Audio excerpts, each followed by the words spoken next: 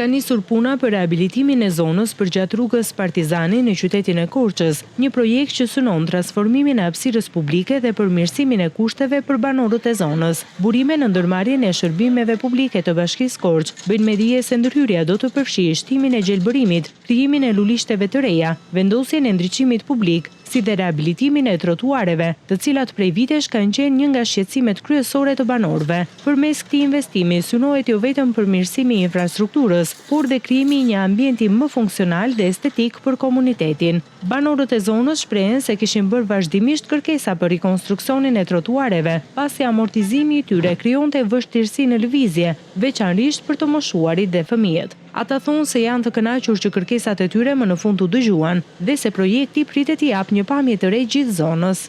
Të mirë që po e bëjnë bravo në qoftë, pse të them, se neve rrugën e duam të mirë të bet matanem këta si që shbërgjetë. Dhe unë i përgëzoj dhe si bashkim, pastër e mbajnë, sheshin e mbaj shumë mira ndej pse të them.